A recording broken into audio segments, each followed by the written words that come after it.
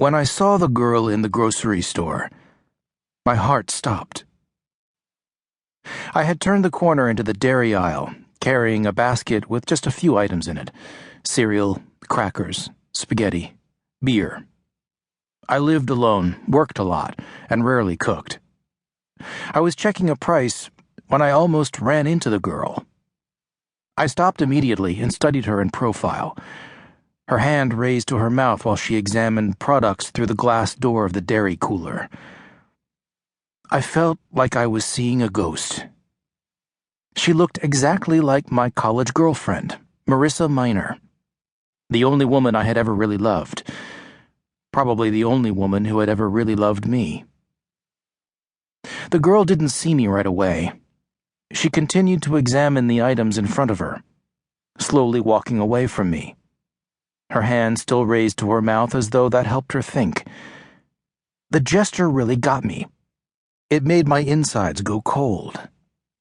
Not with fear, but with shock. With feelings I hadn't felt in years. Marissa used to do the very same thing.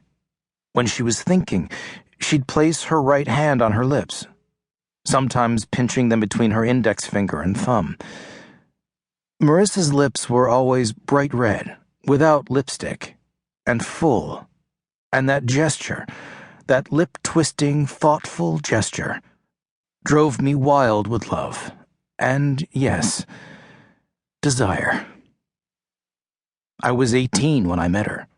Desire was always close at hand. But it wasn't just the gesture that this girl shared with Marissa. Her hair, thick and deep red, matched Marissa's exactly, even the length of it, just below her shoulders. From the side, the girl's nose came to a slightly rounded point, one that Marissa always said looked like a light bulb. Both the girl and Marissa had brown eyes and long, slender bodies. This girl, the one in the store, looked shorter than Marissa by a few inches, and she wore tight jeans and knee-high boots, clothes that weren't in style when I attended college. But other than that, they could have been twins. They really could have been. And as the girl walked away, making a left at the end of the aisle and leaving my sight, I remained rooted in my spot. My silly little grocery basket dangling from my right hand. The lights above were bright, painfully so, and other shoppers came past with their carts and their kids and their lives.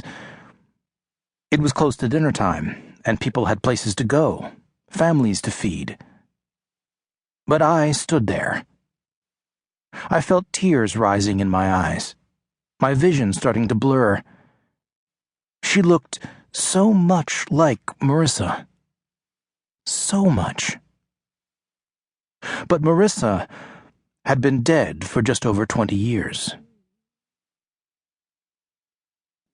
Finally, I snapped out of it. I reached up with my free hand and wiped my eyes. No one seemed to notice that I was having an emotional moment in the middle of the grocery store, in the milk aisle. I probably looked like a normal guy, 40 years old, clean-cut, professional. I had my problems. I was divorced. My ex-wife didn't let me see her son as much as I wanted. He wasn't my kid, but we'd grown close. My job as a caseworker for the housing authority in Eastland, Ohio, didn't pay enough. But whoever felt like they were paid enough. I enjoyed the work. I enjoyed helping people. I tended to pour myself into it. Outside of work, I spent my life like a lot of single people do. I socialized with friends, even though most of them were married and had kids. I played in a recreational basketball league.